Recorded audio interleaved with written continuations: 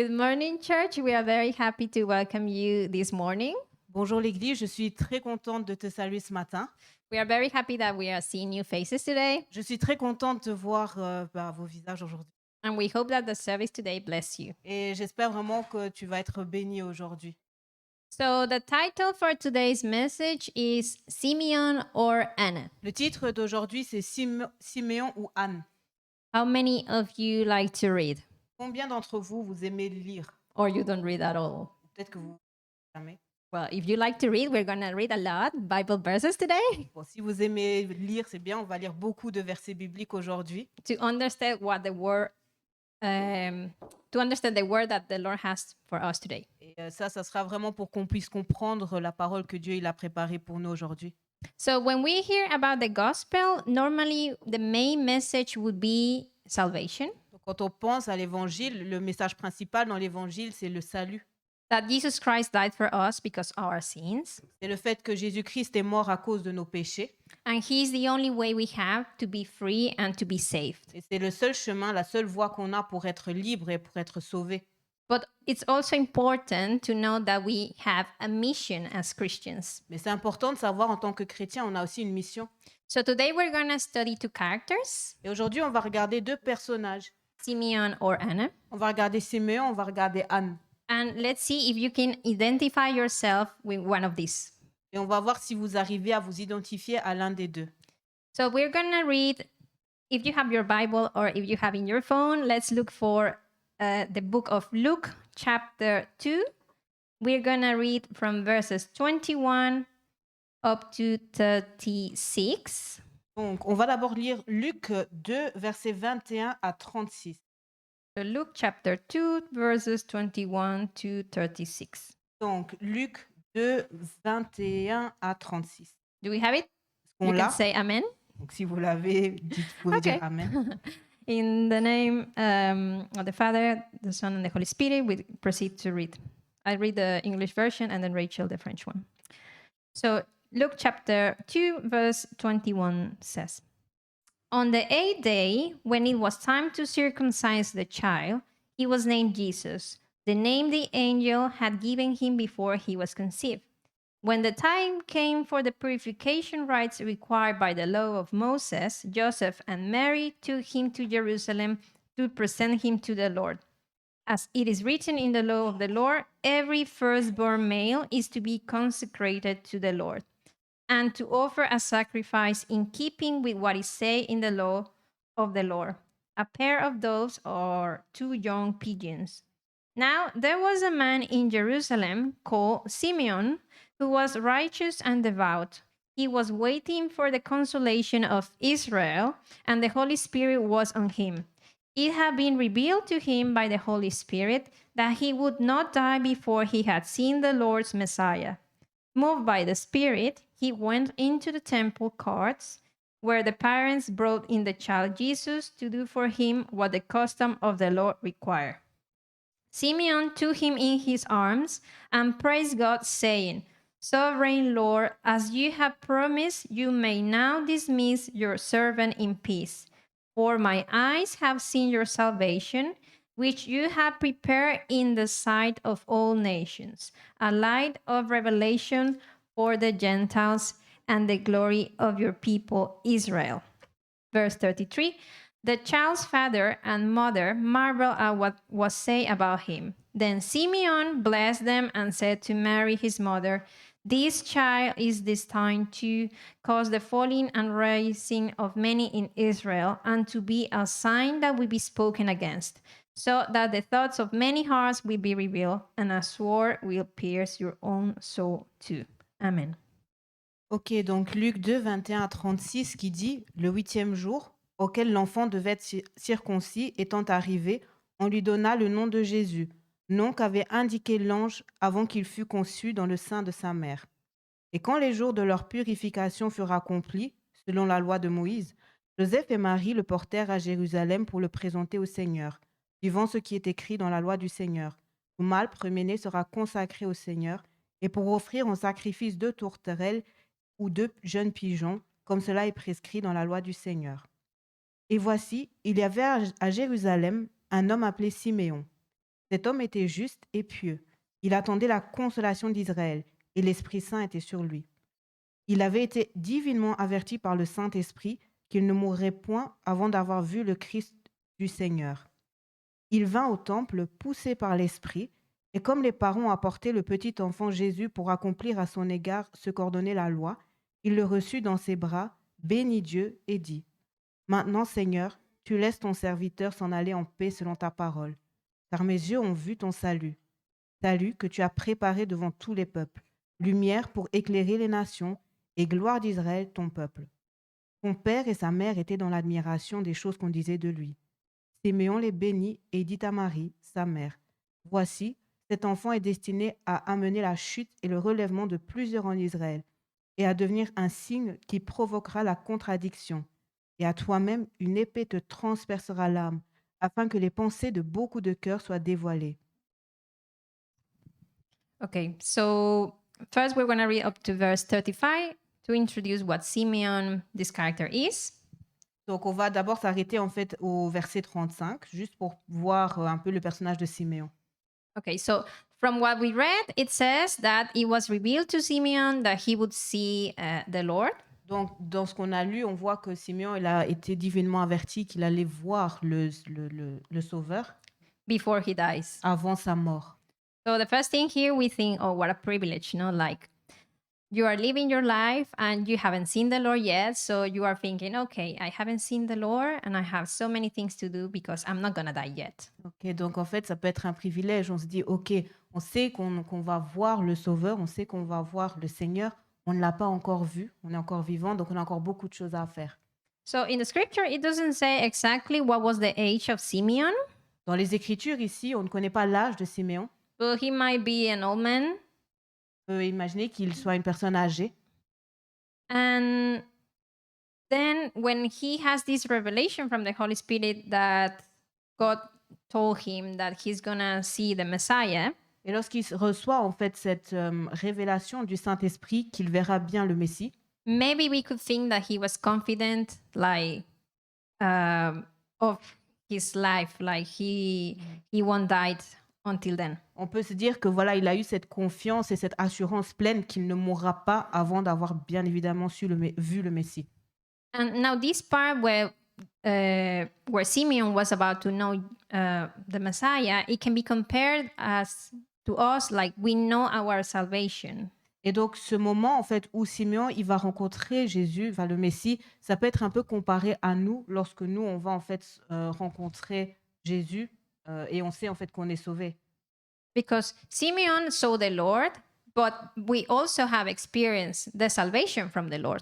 Donc Siméon, lui, il a pu voir, il a pu rencontrer le Seigneur, mais nous aussi, nous avons pu expérimenter le salut du Seigneur. And now let's pay attention to the attitude that Simeon had once he met the Lord. Et regardons un peu comment Siméon, il va se conduire une fois en fait qu'il rencontre Jésus. Because we read in the passage that Simeon, once he met Jesus as a baby, he started praising and giving thanks to him.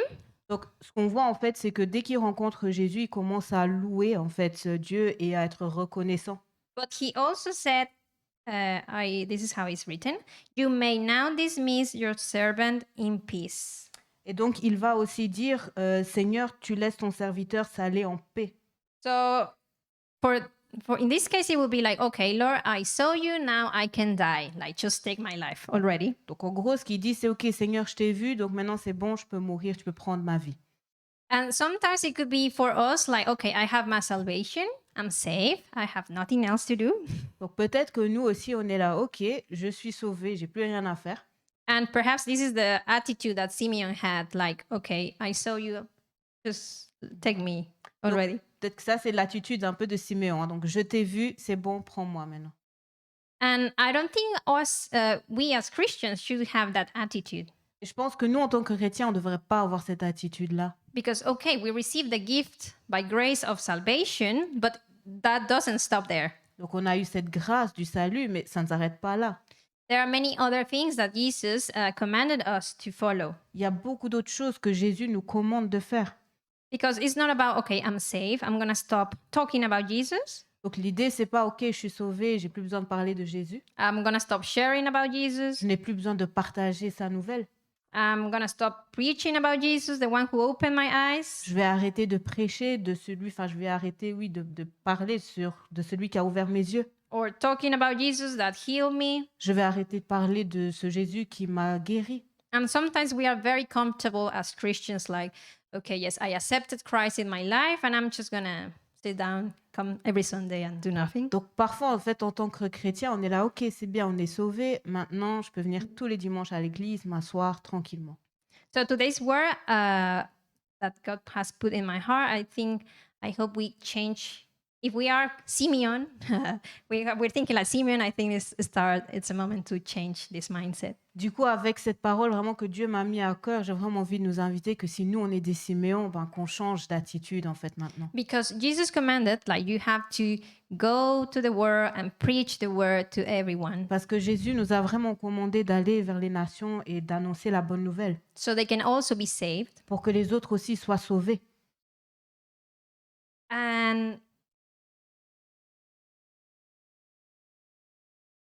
And sometimes you would think, okay, this is only a pastor's task.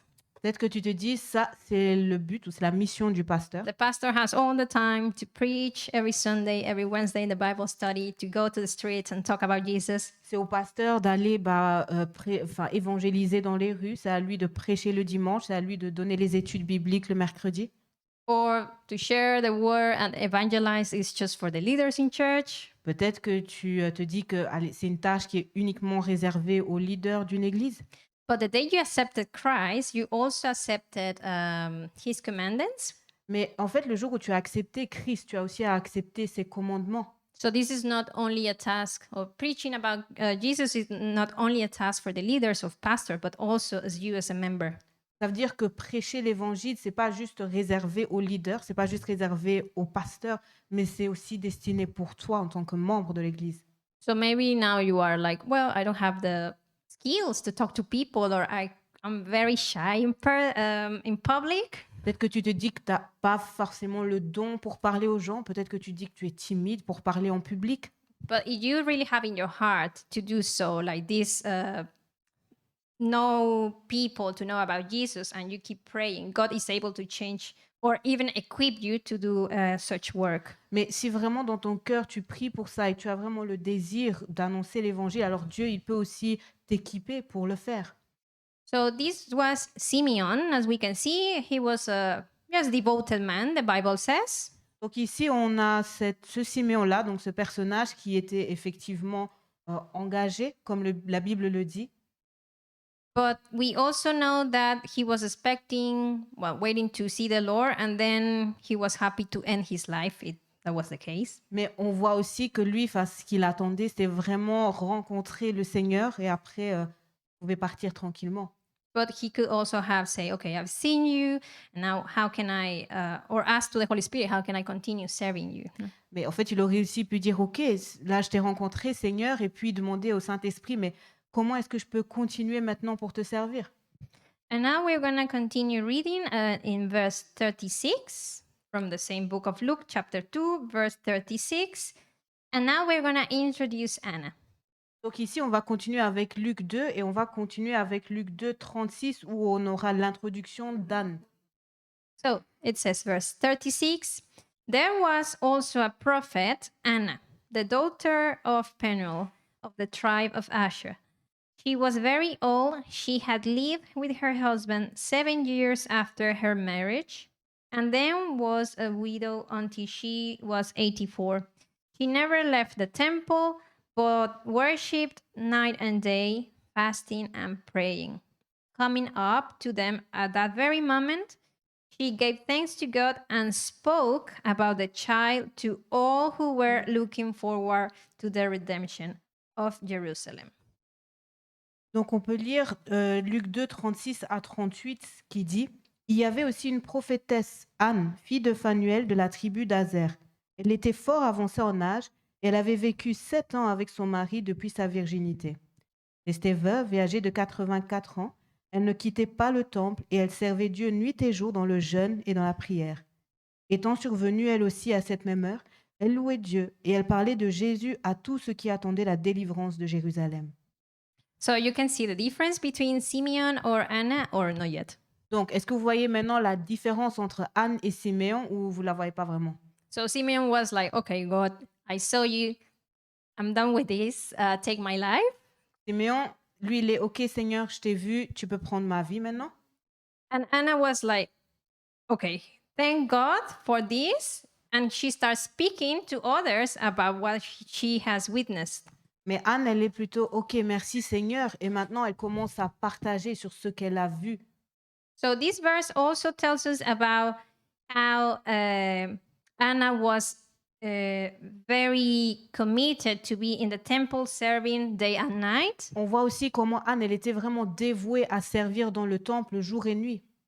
And also how she was announcing. You might imagine Anna maybe yelling outside the temple like, a child has been born, I've seen the child. Donc, elle était vraiment en train d'annoncer aussi la bonne nouvelle. Bon, on peut imaginer que peut-être qu'elle était là dans les rues en train de crier que voilà, l'enfant est né. So she really has this attitude of everyone needs to know that Jesus has born, the Messiah has born. Donc, And elle a vraiment cette attitude d'aller vers les autres et de leur dire, OK, Jésus-Christ est né, le Messie est né. so knowing this, I'd like to ask you, Et donc maintenant, en sachant ça, j'ai envie de te poser une question. which one are you, Simeon or Anna? Lequel des deux personnages es-tu? T'es plutôt Anne ou plutôt Siméon? Who would you like to be? Lequel voudrais-tu être? Would you like to be or remain like Simeon? Est-ce que tu voudrais rester comme Siméon? So you are saved, you are happy in church, listening to the word. Okay. Tu es sauvé, tu es content à l'église, tu entends la bonne nouvelle. Or you are more like Anna, you want to be an active worker in church, you want to spread the good news. Ou tu es plutôt Anne, tu as envie de devenir actif dans l'église, tu as envie de partager la bonne nouvelle. You want to announce Jesus. Peut-être que tu as envie d'annoncer Jésus. So, in the beginning of the service, one of the verses that Yasant shared with us was about bearing fruits. Donc au tout début, en fait, Hyacinthe, elle a partagé un passage avec nous qui était sur porter du fruit. And I think this really connects to our preaching today. And I'm saying we didn't plan this, so I think it's the Lord speaking to us today. Et je pense qu'en fait, ça connecte bien avec le thème d'aujourd'hui. Donc, c'était pas planifié, mais je pense vraiment que c'est Dieu qui nous parle aujourd'hui. Because at the end, that's what God is going to judge. Like, what did you do on earth? Like, how many, but the fruit that you had. Parce qu'en fait, au final, c'est ce que Dieu il va vraiment juger, c'est les fruits que tu auras amenés, que tu auras apportés. So we have to be conscious of our mission, like not just like, yes, we hear the word, we follow what God says in terms of how to behave. Donc, il faut vraiment qu'on soit conscient de notre mission. Alors oui, on entend la parole et donc on sait aussi qu'il faut se comporter d'une certaine façon, enfin, de la façon dont Dieu veut. But there's always like something else that we can give. Mais il y a autre chose aussi qu'on peut donner nous-mêmes. So I think if you are here this morning, is obviously you might come from abroad, but we know that always that God has a plan for you. Donc, si vous êtes ici ce matin, c'est clair que Dieu, il a un plan pour vous. Maybe you might be here thinking, okay, yes, I have in my heart, like I want to serve, but I don't know how to do it yet. Peut-être qu'en fait, dans ton cœur, tu dis, OK, je veux servir, mais je ne sais pas encore comment. And we are here, like we can pray for you as well, so God can give you or reveal you what gifts He has put in you for His kingdom. Donc là, sache qu'on peut aussi prier pour toi, pour que Dieu aussi te révèle quels sont les dons qu'il t'a donnés pour son royaume. Because we know this, we have an early church, and we can think like how the church is going to be maybe in 10 or 20 years. Donc c'est une nouvelle église. On peut maintenant imaginer comment l'église va être dans 10 ans, dans 20 ans. Have you ever thought about that, like how this church is going to be like in the future? Est-ce que vous vous êtes déjà posé la question de à quoi va ressembler cette église dans le futur? But also you have to think, how did I contribute to the growth of the church? Et puis aussi se poser la question, mais comment est-ce que moi j'ai contribué à la croissance de l'église? How much did you contribute to the kingdom of God? Combien j'ai contribué pour le royaume de Dieu? So we might have more members, new members, more ministries, more leaders. Comme ça, on a plus de membres, plus de ministères, plus de leaders. And all this work is because we follow what Jesus commanded to do. Et tout ça, en fait, ce sera parce qu'on va suivre le commandement que Jésus nous a laissé. So I think every time we meet someone, I think it's a very good opportunity to share about God. Je pense qu'à chaque fois qu'on rencontre quelqu'un, c'est une bonne opportunité pour partager le message de Dieu, To share about what Jesus did. de partager sur ce que Jésus a fait. Because even between Christians, we might have some misunderstandings. Parce que parfois, même en tant que chrétien, il nous arrive d'avoir des incompréhensions. Because, for example, it's very common to misunderstand what salvation means. Par exemple, on peut mal comprendre le mot salut. Or people will ask, can I lost my salvation? Des personnes pourront demander, est-ce que je peux perdre mon salut? Or is it something permanent? Ou est-ce que le salut, c'est permanent? So also this is important for us to study and keep every day reading the Bible, studying the Bible. C'est pour ça que c'est important aussi pour nous de connaître la Bible, de lire la Bible, d'étudier en fait la Bible, So we can actually instruct well others. afin qu'on puisse bien instruire aussi les autres. So again, did you identify yourself this morning? With Simeon or Anna? Du coup, je te pose encore une fois la question, à qui est-ce que tu t'identifies ce matin? Plutôt à Siméon ou plutôt à Anne? If you are Anna, keep going like that. Si tu es Anne, Congratulations. si tu es Anne, félicitations, continue comme ça. If you feel like I'm a little bit like Simeon,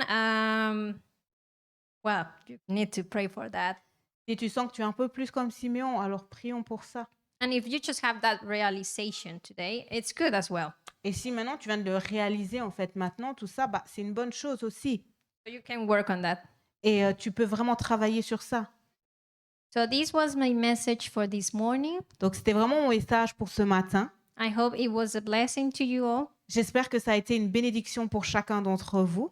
And if you want us to pray for you, that you feel that you don't have direction in God's kingdom right now, Et si vous voulez qu'on prie pour vous, si vous sentez que vous avez vraiment besoin de la direction de Dieu, we invite you to come at the front and we can pray for you. je vous invite de venir ici à l'avant pour qu'on puisse prier pour vous. So God reveal to you the gifts, the talents that you have to serve in His kingdom. Que Dieu puisse vous révéler les dons et aussi les talents que vous avez pour son royaume. Amen. Amen.